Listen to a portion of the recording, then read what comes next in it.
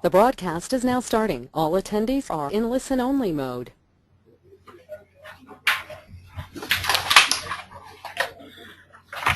Good evening, ladies and gentlemen. Welcome to TechGeek Webinars. Our endeavor to empower techies. I am Bharat, Product Manager at TechGeek.com. We believe that sharing of knowledge is the key for enhancing our performances and for our growth as professionals. With this principle in mind, TechGeek has initiated a series of weekly webinars conducted by industry experts to get a crisp insight of various domains. Today's webinar is third in the series and will throw light on how design decisions affect user performance. Our guest speaker today is Rachna Mittal, Head User Experience and Design at Times Business Solutions Limited. Rachna has over 13 years of user experience design and product innovation experience with companies like Samsung, Quark Inc., InfoEdge, and Encyclopedia Britannica. Rachna currently heads the user experience design team at Times Business Solutions, working closely with product, business development, and engineering teams to come up with seamless user experience. She is also associated with international NGOs to support the cause of public health awareness, where she assists business development team to evangelize program automation for rural population. She contributes actively to product evaluation and innovation, client interaction, gathering user requirement, leading, mentoring, and training. Rachna has conducted several usability tests and customer site visits in India and abroad. She is an active member of human-computer interaction communities in India. The presentation will continue for the 45 minutes and questions will be addressed in the last 15 minutes. In case some questions remain unanswered within the given time, we will post them on techgeek.com and personally answered by Rachna. The queries can be posted through the chat available in the software. Without further ado, I introduce to you our guest speaker, Rachna. Over to you, Rachna. Thanks, Bharat. Hello, everyone. I'll directly start the presentation now.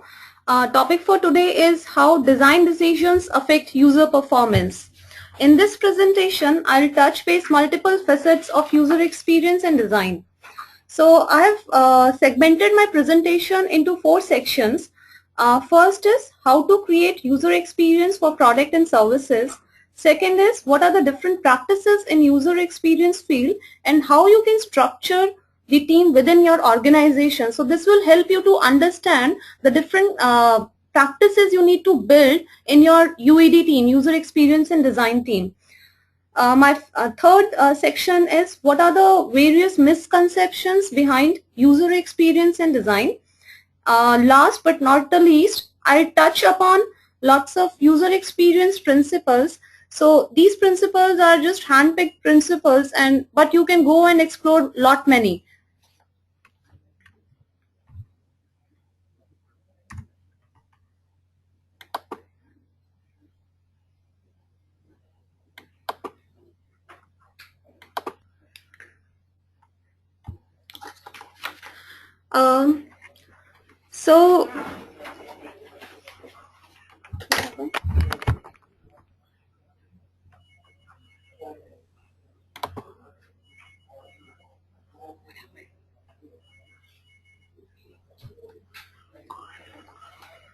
So let's understand the art and science of creating user experience for website, products, or any other services you deal with. We follow design principles and design practices day in and day out. The contribution of designers, user experience professional, usability professional within a development environment is quite evident now. But there is an important aspect which I'll discuss in first part of my presentation. And this aspect is how we take design decisions. It is very important to understand the nitty-gritties of design decisions being made on daily routine or for any specific project. So to add a little humor to the subject, I have chosen this visual. So let's understand what this slide is trying to represent or what it is all about. There are three monkeys, you can say, representing the deaf, blind and mute state of our process while we make design decisions. Can you guess towards whom it is deaf, blind and mute? Well, it is none other than but the users. The most important aspect of any business, but knowingly, unknowingly, we forget to understand their need, choices, preferences, likes and dislikes. And what happens? So what happens is user interface do not hear user needs. So if I don't know what the user need is, definitely the application, the website, the product or the services will be on a different tangent. User experience, second is user experience do not see who the user is. So it's very important to understand for whom you are designing or for whom you are making your services. And third is the mute state. User interface do not speak with users.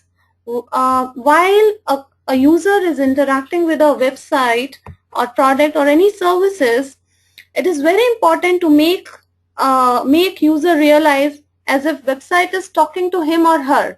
So that communication and then bonding part is very important. Let's move to next slide.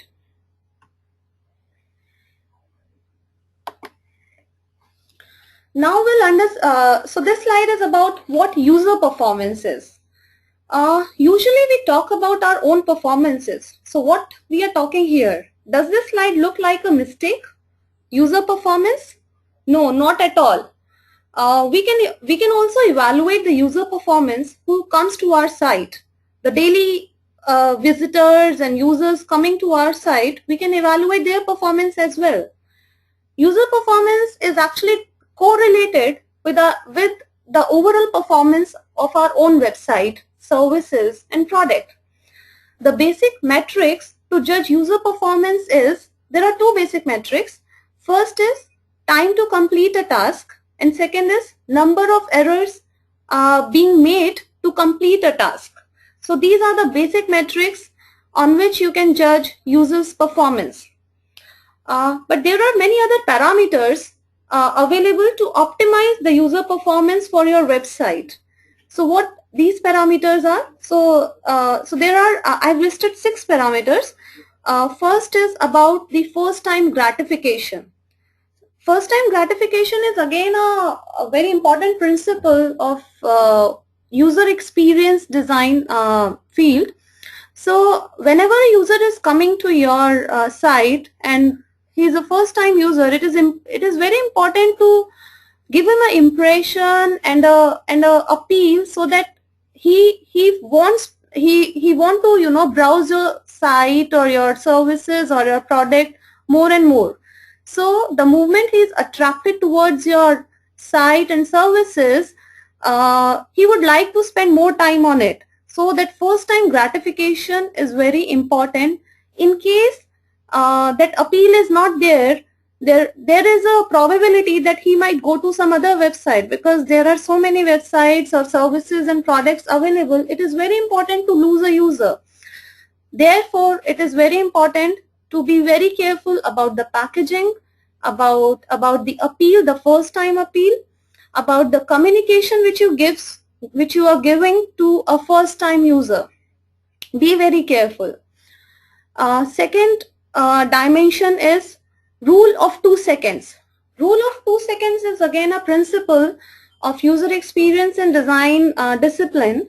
It says that none of the users should be waiting for more than 2 seconds to find information or to traverse. If he traverses between 1 page to 2 page, it should not take more than 2 seconds, or within the 2 seconds time, he should be able to understand the basic and the most critical communication and the task of your website. So for example, if I come to the website or the service, within the 2 seconds time, I should be able, or my mind should be able to register what the site is all about, and I should be able to find where I need to go, where I need to click to accomplish my task.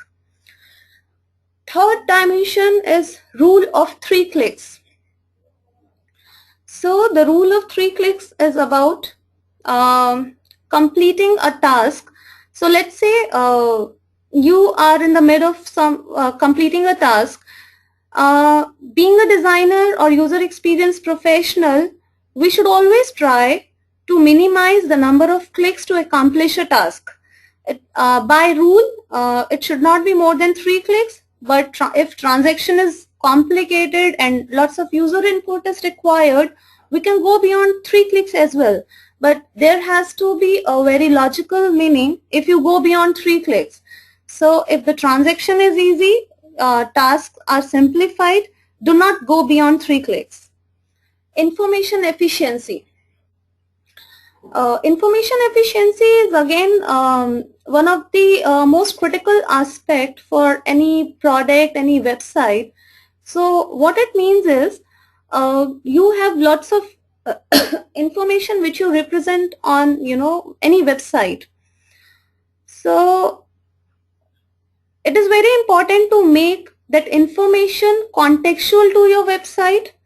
Try to reduce the number of words as much as possible, because over web or probably or for let's say any other product services, nobody would like to read too much about your product, about your services. Your services should be self-explanatory.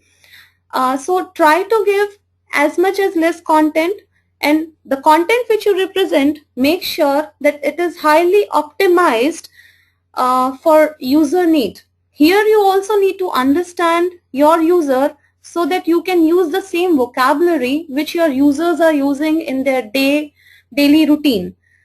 Try not to use jargons and easy and difficult English languages. Try to keep it simple. So my fifth point is keep it simple, stupid. It's a very famous principle in user experience and design field. So it says that simplify as much as possible. Simplify everything. Your flows, your screen layouts, the content aspect, the information which you display, and try to give lots of white spaces. If not lots of white spaces, at least so that a user's eyes can traverse from one section to another. It should not look too jarry to eyes and too complex and too complicated to look at the page. So try to simplify it. Site conversion. Site conversion is it's a method to calculate so lots of visitors come to your website, but out of those 100% of users, we never been able to convert them all of them. We never convert all of them to to our site users. So site conversion means 100% of users are coming to your site, but out of which only 20 are able to have gone through the task. So that 20% of users have been converted to your site user. So that is site conversion. So site conversion actually tells you how efficiently your site is working for a user. If site conversion is too low, it represents that there is some problem with your site and you need to rectify it. So you can Google Analytics is one very good example where you can actually drill down lots of users' data. It can give you lots of in-depth detailed studies that from where people exit and where they are going, and how long they have been there on the page.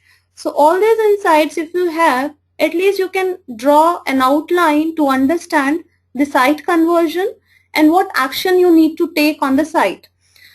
So these are very top level principles to optimize user performance and optimize your site as well, because remember, user performance is nothing but it reflects and it is correlated with your site performance. Now move to Next slide. So this next slide is about visitors, users, and audience. Do all of them are synonyms of each other? Do they sound synonyms? Actually not. They are not synonyms to each other. Few years ago, I would have nodded my hand in agreement that yes, they are synonyms. And my reaction would have been, of course they are same. What's the difference? All of them are coming to my site and I have opportunity to convert them all. But actually it's not, and we need to understand what is the difference between these three different type of users whom we target. So visitors include everyone who happens upon your site. There are multiple sources to access information these days. It could be search engine, alliances, multiple alliances you run through, online and offline marketing. But every visitor may not be the real user for you. It can be a visit by mistake. So you need to understand the difference between a visitor, user, and an audience. So visitor is everyone who happens to be on our site by mistake or by choice. Next is users. Users are intentional visitors who are looking for something specific. And this set is very critical for you. You got to understand maximum details about them. Their needs, their likes, dislikes, preferences for the system. You need to understand every aspect of it because these are the right set of audience for which you are designing day in and day out. Audience. Audience are the visitors you are trying to reach, to whom you are trying to deliver your message, and with whom you are most likely trying to establish an ongoing relationship. They are equally important for you. You can classify them into primary group and secondary group. So why do we classify between primary group and secondary group? It's just for the ease of so that you can take proper action on your primary group and secondary group. Audience could be very wide, so it will help your decisions if you have a clear understanding between a primary user and a secondary user. Probably you can be more focused and oriented toward your primary users because they are the actual users or probably give you more benefits or spending more time or doing more transactions on the site. And secondary user could be a set of people who come to your website but they do not contribute you so much. So probably your approach towards secondary user might be different, but you will definitely take your primary users very seriously.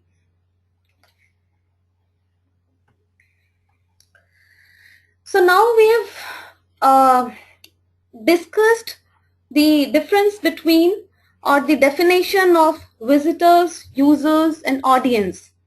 We'll concentrate on audience aspect because out of the audience we actually find our users. So I might be targeting, so between primary and secondary users, I might be targeting probably 1050 people, but the real users could be 800 only.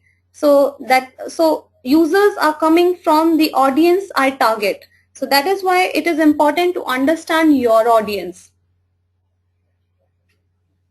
So now we have established a fact that there are different set of people coming to our site, and we as a part of business should need to understand them in detail. So what are the different means to approach them? So means to approach means how can you understand your audience? What are the various means by which you can talk to your audience? So these are nothing but you can do some audience research. You can take help of marketing MR activities. Focus group is one option. Conduct in-person interview is another option where you can actually it's similar to focus group only. So in audience research, focus group, and conduct in-person interview, here you talk to your audience directly. But in most of the cases, since lots of time we either there is a budget issue attached to it, or timelines are so crunched that you cannot approach your audience. So I'll prefer the third approach, which says interview representative of your audience, which means within your organization there is a set of people who is well connected with your audience, and this set of so they are basically representative of your audience because they are actually talking to or resolving their queries day in and day out. So these set of people could be the customer care people, or the telecallers, or business development people, because they are actually in touch with them very closely. Especially customer care and telecallers, they know a lot of details about audience problem, users problem. If you get the opportunity, be in touch with them and try to understand the routine and the most frequent problem which your audience and users go through. So you can collect a lot of valuable information through customer care and your telecallers. And in case the context is about creating a new service or a new product, then business development team is the best team to understand the complete objective and the audience details, because they have the grasp, and they might have done some study to draw a conclusion about their product and its detail. So it's always better to interview the representative of your audience if audience is not approachable. So something is better than nothing, so it will give you insights and good understanding about our audience, and it will help you to make your design decisions better. So what kind of details should you look out for while you're talking to the audiences or interviewing the representative of audience? What kind of information should you look out for? So so the point one is what they would be looking for on a site similar to your user, to yours. So what they would be looking is what your audience would be looking for in a site. What their preferences, their needs. So you need to understand them. Their experiences on similar website. This will help you to use your audiences or your users' past experience, and it will help you to understand that what they like and what they do not like when what they do not like in their past experience. So it will help you to use that set of information to make your product much richer. The third point is what they liked. I've covered it. What they did not like. Their browsing habits. Their browsing habits are very important. It's important to understand. It will help you to give insights at how technical savvy are they, how much time do they spend on the website. If, for example, if you're targeting to a user group who is, for example, 40-45 years of age, they might not be spending lots of time on the website. But in contrast, if you target, let's say 20-25 years of age group, they might spend most of the time in browsing different websites, and their disliked and preferences towards a website or any other service will be very different. So that is why it is very important to understand who the audience is. If you do not have, you do not need to go into the details like creating personas and identifying, primary and secondary personas, doing research. If you do not have that luxury of going into research, at least have a clear understanding, a high-level understanding about your users, and evaluate those metrics against your design decisions. Are they mapping well? If they're not mapping well, probably you need to take action about your design decisions. Now let's understand the process of design decisions, of making design decisions. There are three sections on this slide. One is when designing the wireframe. Second is once the wireframe are done, we usually move the wireframes to visuals. And third is while during site construction. So design decisions can be taken at each level, and each level has its own complexities and importance, so that a user experience can be created. So at every stage, user experience is getting richer and richer if design decisions are taken well in advance. So wireframe is nothing but it's information architecture, and in information architecture we take care of lots of. It's very important to be very careful at the stage of information architecture. So usually we first create the layout, we take care of placements, we do information prioritization, what is important, what is not important. Whatever is not important, we try to push it down so that it do not clutter with the users, with the important category of information. Information hierarchy is very important. Do not have multi-hierarchy information, because again, remember it very clearly that on the website, or for that matter any other service or product, people do not like to read. They are skim readers. So do not create a long hierarchy of information. And the clear visibility of call to actions is very important. Do not have too many call to action on a website. Again, it will impact the priority call to actions. So if you have too many call for actions, it will clutter with the important call to actions, and user has opportunity to click anywhere, and you might take him to the undesirable page. Findability of information is very important. So make sure that the priority information is available upfront. If you cannot give everything upfront, so make sure that at least the path towards that information is very clear. Number of steps to complete a task. I've already covered this, the KISS formula. Again, it's very important. While the information architecture is in process, be very sure that content is also very critical. Usually we ignore this aspect, and we just hold this aspect for the later stages.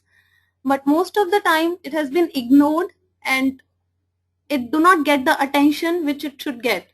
So be very careful that content is very well optimized. It's not very lengthy. Should not have jargons. It should be very simplified for the user. So now let's move to the second category, that how you can influence your decision making when designing the visuals.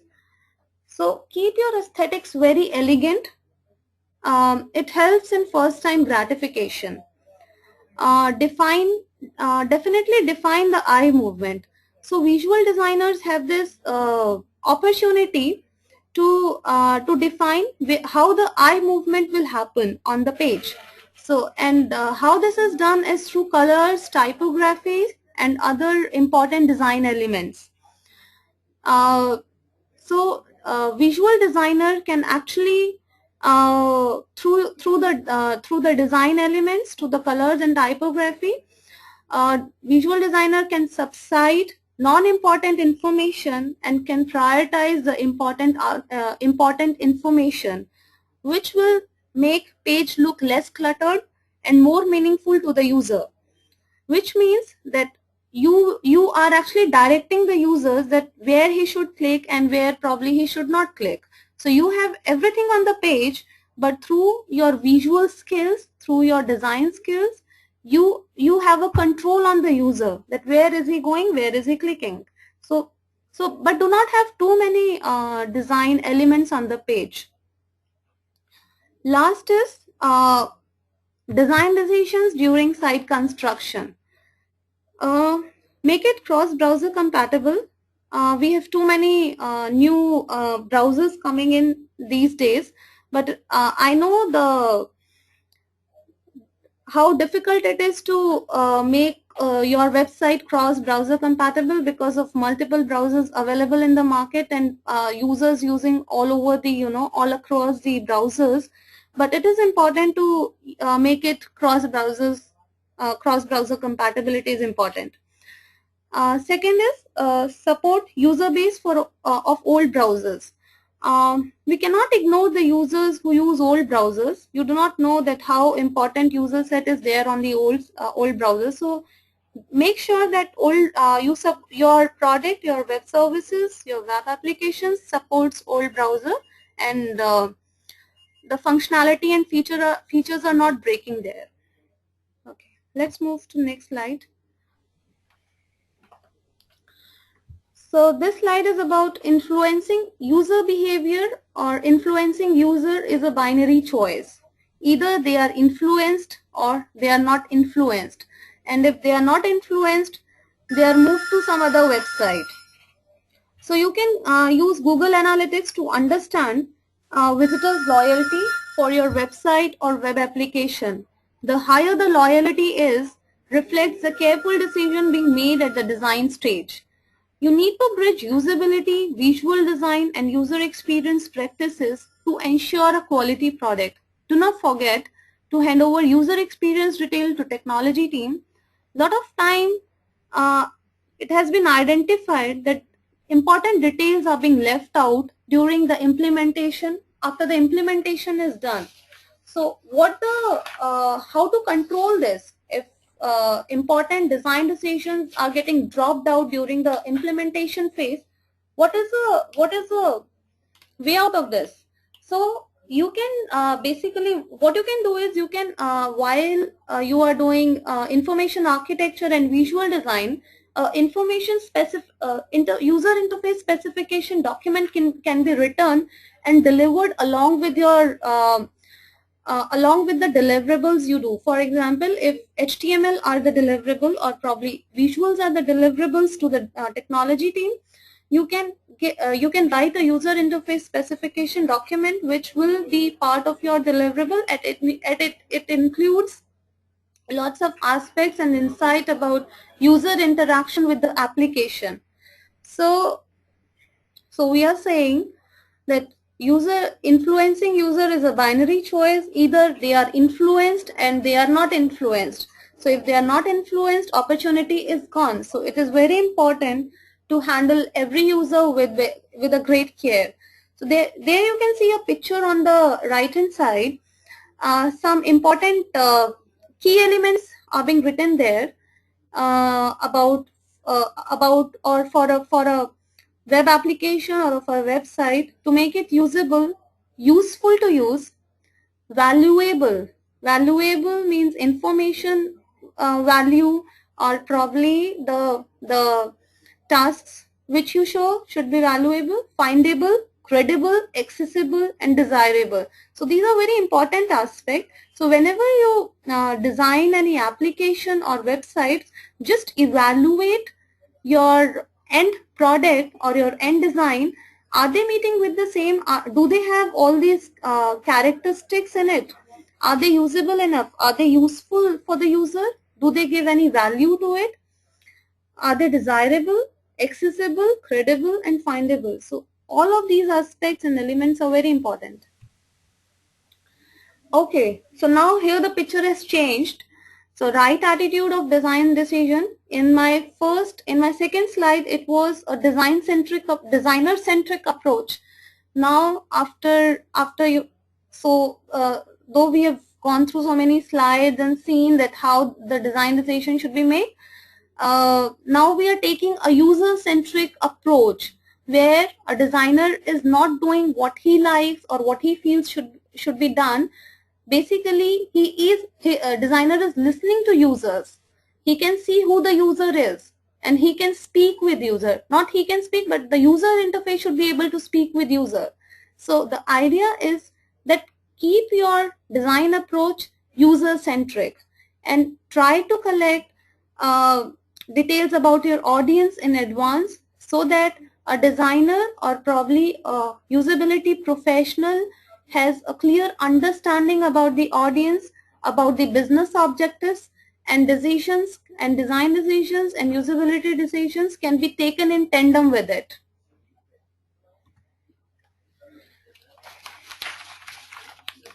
So this next slide is about the phases of user experience in design. So start reading it from the bottom. It's a bottom-up approach.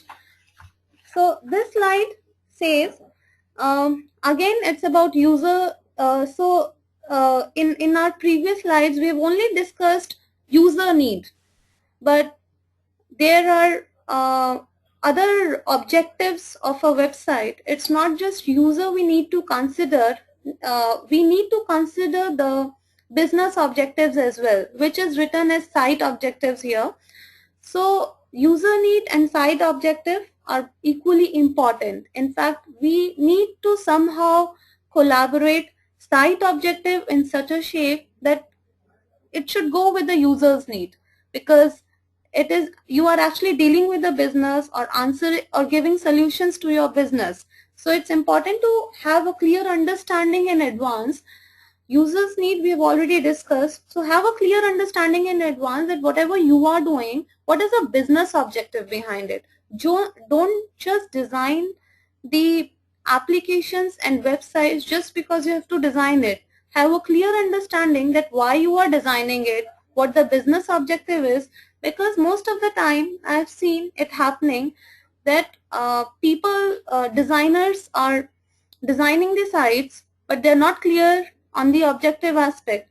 It's not that they do not have skills to reach to a conclusion or to give a better solution, but the gap comes when they do not have clarity and the communication is missing about the business objectives or the site which is being done, what the objective of it. So just take a first step and discuss with your business people about the objectives of any feature or any product or any website you are engaged in. Okay, next step is functional specifications and content requirements. So this is being taken care by product people. So probably we can discuss the third slide, which is interaction design and information architecture. Information architecture we have covered in previous slides, but I'll again give you an overview. Information architecture is a discipline in itself. Probably I'll just give you a definition of it. You can go and browse and study the detail and in-depth of information architecture. Visio is a good tool to create information architecture. It gives you lots of stencils and approaches to have a detailed information architecture. In information architecture, what you do is you standardize the layout, you standardize the prime objectives and prime information on the page. So before you start information architecture, again the user need and the site objective should be clear in the mind of usability professional. Usually information architecture is being made by a usability professional only. In information architecture, site flow should be covered. Important primary navigation and secondary tertiary navigation, everything should be taken care of.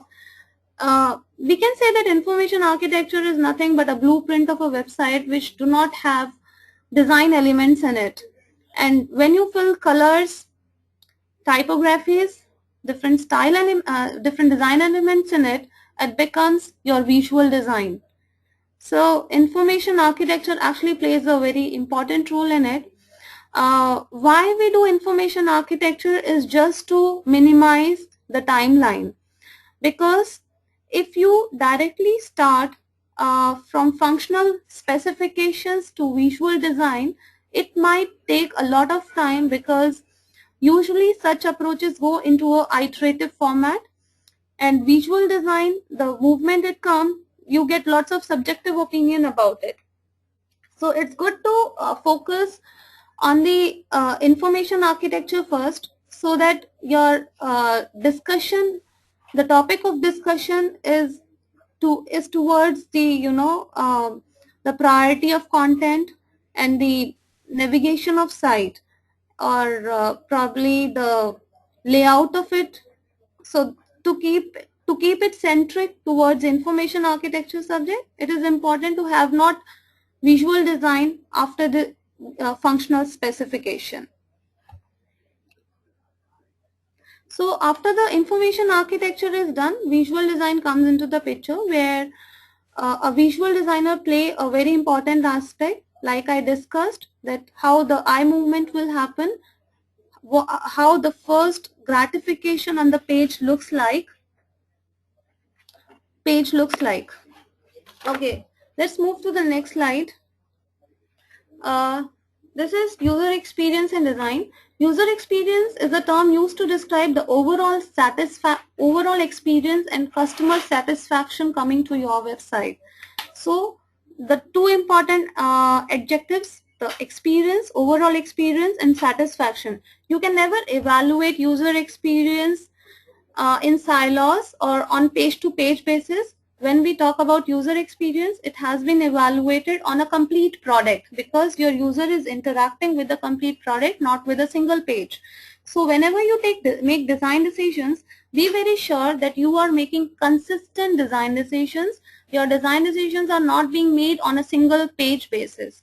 If you are making any decision, just be clear in your thoughts that it should impact, or those design decisions should be carried across the site, so that consistency is there. So benefits are avoiding unnecessary product feature, simplifying customer facing technical publication, improving the usability of system and its acceptance by users, expediting design through detailed and properly conceived guidelines. So if you follow guidelines, lots of problems are solved there, because lots of principle guidelines are being written down and everything is there. If you start follow guidelines, you will see the impact in the end result. You will definitely get a better result. Incorporating business and marketing goals while catering to user. So again, as I discussed, that users' goals are important, but incorporating your business and marketing goals are equally important, because ultimately you need to run a business. Okay, so the next slide talks about the 10 most common misconceptions about user experience and design. So I'll read out this graphic for you. Far beyond the treasury's mountain ranges of usability heuristics across the vast expanse of information visualization, there lives a guru above all gurus, who knows the ultimate truth of user experience. So this guy is asking, great guru, what is the secret of a great user experience? So what guru is replying? Well, it depends. Okay, so it's open-ended. It depends. There is no specific answer. So let's understand certain misconceptions about a user experience design. So what we are trying to tell you here is, there is no fixed formula to get a good user experience in your platter. You actually need to discover a lot. You need to understand a lot of insights about your users, about your business objectives, about your marketing goals. Okay, the first misconception is user experience design is not just interface design. So user experience design and user interface design are two different things. You might be designing one user interface in silos, but you cannot design user experience in silos. When you design user experience, you design experience for complete application, not for single page. So like I've marked here, you design user experience for whole system and make sure that they are interconnected very well. Second, user experience design is not a single step process. So while we are working on a product, on a feature, on a service, user experience is not a single step process that, look, my deliverables are complete and here my job is done. No, it's not a single step process. It needs to be evolved gradually. You need to understand users on continuous basis, because, for example, if the phase 1 is over, you can, if interested, you can find a lots of user insights, because there is no perfect user experience, no perfect website. So similarly, if the phase 1 is deliver, you can find a lot of usability gaps, or probably if you not usability gaps, you can discover a lot of areas where users are probably, if not they are not interacting, they are not able to accomplish the task, or they are not actually looking at it. It can be the primary set of content or information from the business perspective, but because the way it is handled, users can ignore it. So it's a gradual process. It's not a single step process. So be very sure and be alert all the time that how your users are interacting with your website, and you need to discover a lot of analytics in it. You can do usability study, you can evaluate Google Analytics if you have internal MISs that can help you. So you can actually go into details to understand that how your users are interacting with it. And again, it's a gradual process, it's a step-by-step process. It will never be complete. You will keep on evolving on it. User experience design is not just about technology. So user experience term or probably the discipline, it's not just specific to technology or website or product or services. I'm carrying a pen in my hand, so it also has some usability or user experience concepts in it. So I like Parker pen, for example, because there are certain, it is easy to handle, it has a good grasp in it, or probably I like the design, the aesthetics of it. So user experience can be applicable for anything. It is not just about technology, it can be anything. User experience design is not just usability. It's about the learnability, the visceral, behavioral, emotional responses. So here I can take the example of Apple products. So the people who carry Apple product are the proud owners, and they feel very proud that they carry Apple product, be it iPod, be it iBook, could be anything, but they are very proud owners. So lots of people carry HP, IBM, but they do not feel so proud as Apple people do. So the reason is that there is an emotional bonding between that product and the owner. And then why bonding is there? It's not just by mistake. The Apple has been designing its product in such a way that there is an emotional bonding. If you want to explore this subject in detail, you will find lots of content on the net that there is a emotional design concepts behind every product. Not everyone is able to actually map their the emotional design concepts in the product, because it's not easy, but there are certain, like Apple is doing it very well. So it's not just about usability, there are lots of other aspects which you cover in user experience design. User experience design is not just about user. So again, user objectives are very important, we have discussed, but similarly business objectives are equally important, and we need to consider them. So we are designing for business only. So your business objectives and your user objectives both should be very clear in your mind while you take design decisions. And sometimes it will happen that because business objectives are so important that you might overrule user's goal, because business objectives are so important to consider. User experience design is not expensive. So you do not need to create personas, user research, and all this fancy stuff every time. I'm sure the designers sitting across, they have lots of options and techniques and tricks to deal with the situation which come across.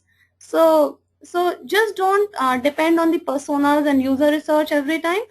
Just be little tricky, and explore options within the designers, because they are really creative people and they know how to deal with the different situation, projects, and products.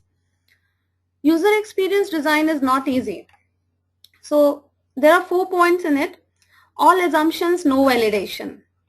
Do not make assumption. If you're making assumption, just got it validated. One size fits all solutions. It's not true. So be very careful. Do not make it feature heavy.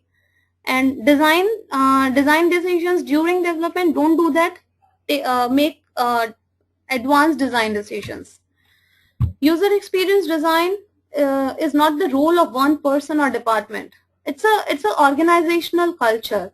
So if user experience design is compartmentalized to just one team and one department, you might not be able to achieve the user experience. For example, again, Apple. The product, the kind of product which Apple is launching, it's not just restricted to their user experience team. It's a organizational culture. There is a vision to launch such a product which are close to the owner's heart. So creating good user experience, or creating a meaningful and a enriched user experience product, it's an organizational culture. But yes, you can definitely start from a team and it can evolve till the organization. User experience design is not a single discipline.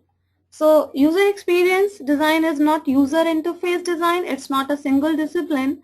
So there are multiple disciplines involved in it.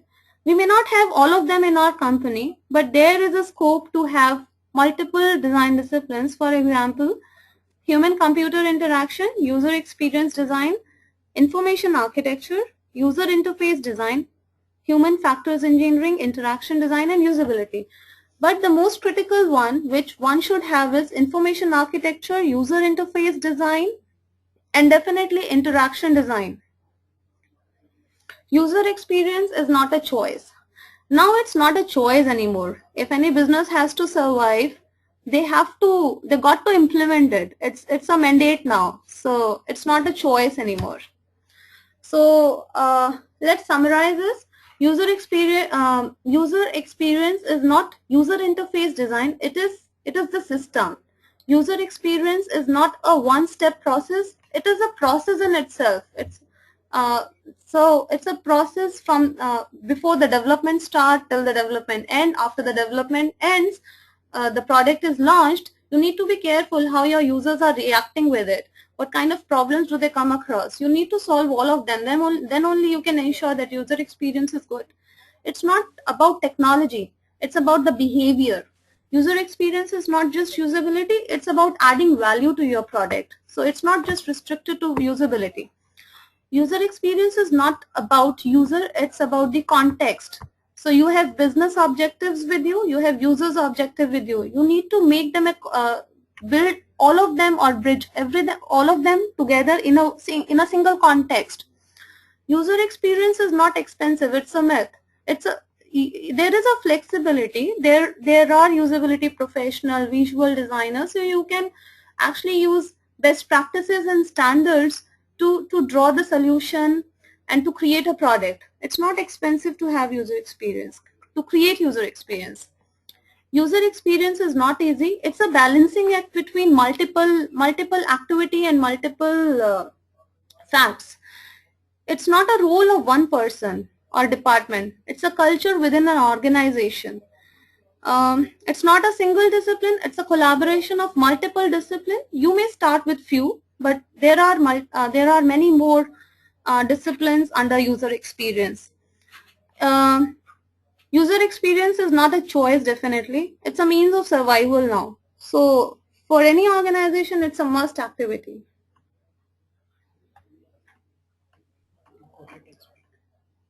I need to see slide.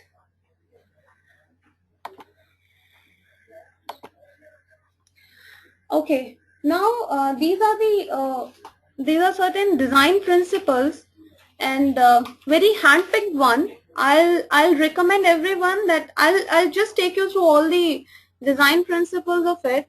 but you may want to discover more and more design principles to have a good grasp on different principles of design. It will definitely help you to take better design decisions if you are aware of all the principles, if not all, at least important ones.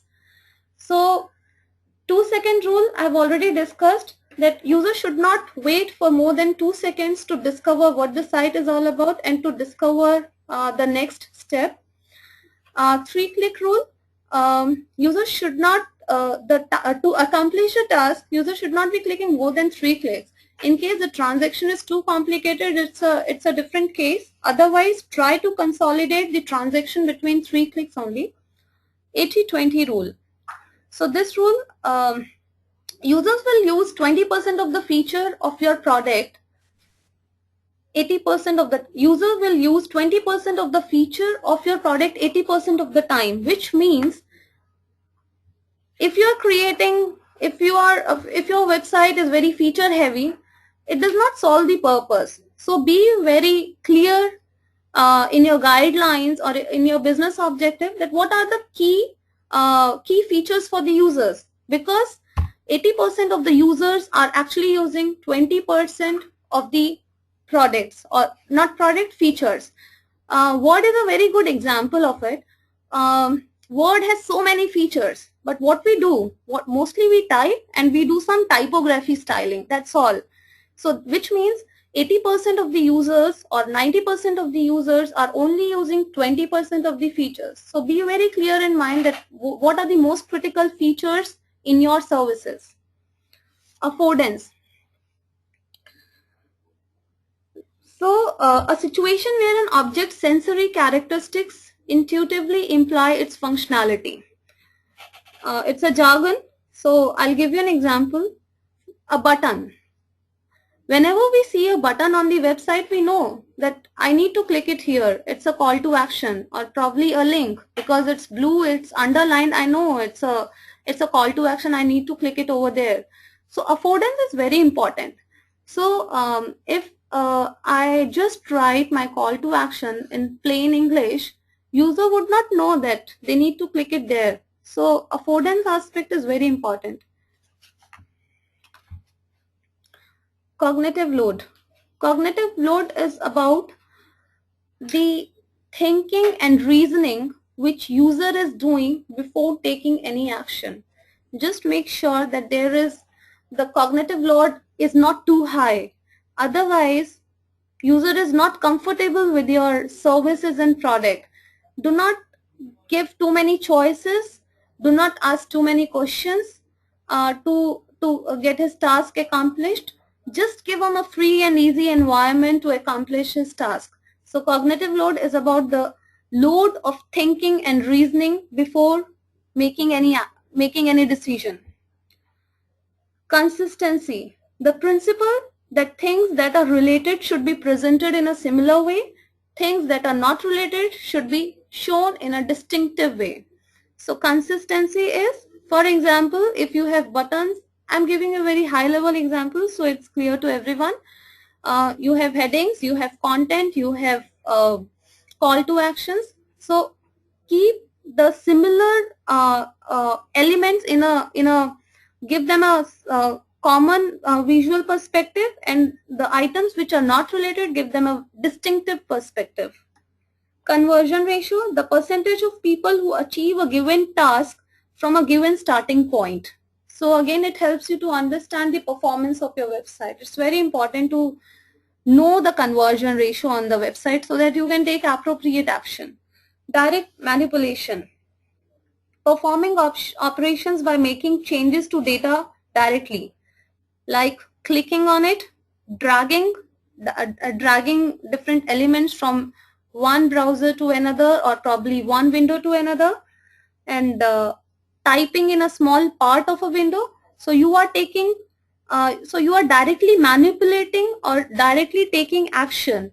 You are not traversing between one page to another. You are taking action on a single screen and you are not moving to another. So Web 2.0 is a good example, especially the Ajax implementation supports all these direct manipulation concepts.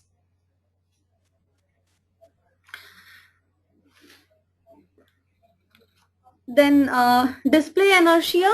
Do not make too many changes on a screen, because there is always an inertia of looking at screen once again and again over. So do not make frequent changes on a screen. If user input has been done, so just change that particular area of that screen.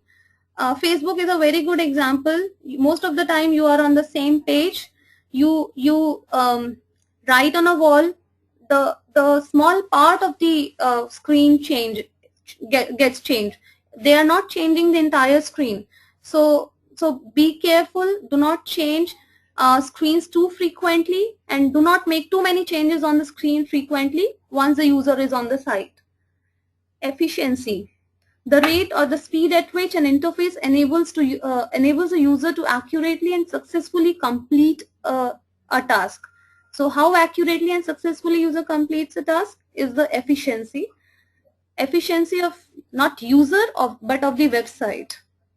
Effectiveness. The degree to which an interface facilitates a user in accomplish the task. So interface should facilitate user to accomplish a task. That is the effectiveness of website. Idiot proofing is about making your interfaces too user friendly, more than user friendly, so that any novice can use it. Information efficiency. The minimum amount of information the computer needs from the user divided by the amount of information the specific user interface requires from the user. So that is information efficiency. Information overload is stating too much of information on the interfaces. Do not do that, because again web users are skim users. If not just web users, nobody would like to read manuals and details about the services and product. So be very rigid in approach when you give content. So try to reduce or cut down a number of words as much as you can. Intuitive. Intuitive is easy to understand. Without, if users are able to comprehend the services without any training, you can say it's intuitive. Inverted pyramid process. It's an iterative process oriented around exploring a wide variety of alternatives. So in inverted pyramid, you explore with too many choices, and then you keep narrowing down, and at the end you just close on some few things which makes more sense to your design decisions. So probably you first accumulate everything, whatever is possible, is feasible for in a product, in a service, and then you keep narrowing it down in inverted pyramid process. It's an iterative process where you evaluate too many things in a context. Case formula is keep it simple, stupid. The extremely popular principle of simplicity applicable to any area of design and engineering. It's not just about user interface, it's about anything. Know your users. We have already discussed it. A mantra for usability specialist: understand your users and design for them. Not design for yourself, design for your users. Legibility. It's about the clarity of visually presented text, affected for instance by the size of the text, the contrast between similar letters, the quality, if it's about printing, then quality of printing or display. So the how well I can read the content on the website, on a brochure, on a newsletter, on a newspaper, that is legibility. Legibility, how well I or any user can read the content. So to optimize the legibility, the tricks are careful about what kind of typography you choose, what kind of fonts, sizes, colors, contrast you choose. And also be careful that who the users are. Probably middle-aged man will not be very comfortable reading small fonts, but it can work with a Facebook readers or Facebook users. Mental map. A representation is in a person's mind of the structure of the website which is likely to be incompleted and simplified. So mental map is when I interact with the application, just because of my past experience with similar application and with certain beliefs, thoughts, and expectation and need I have, it's important for designers to understand users' mental map so that they can offer similar kind of mapping or navigation structure to your end users. That's all. So, we'll take a few queries. Because of shortage of time, we'll answer only few of them.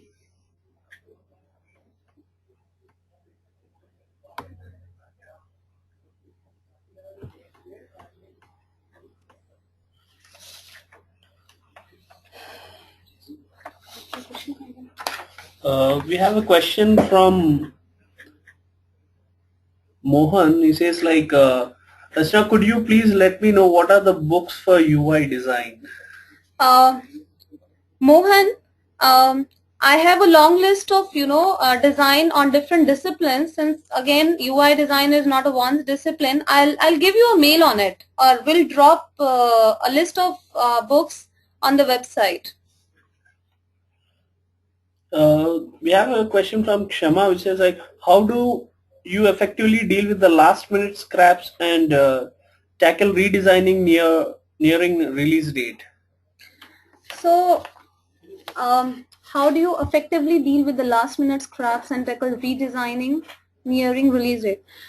Okay, Shama, it's a very good question, and I can understand, especially in development in environments and in IT environment, it happens a lot. So, so the trick or the idea behind in dealing with such situation is, first of all, be very clear.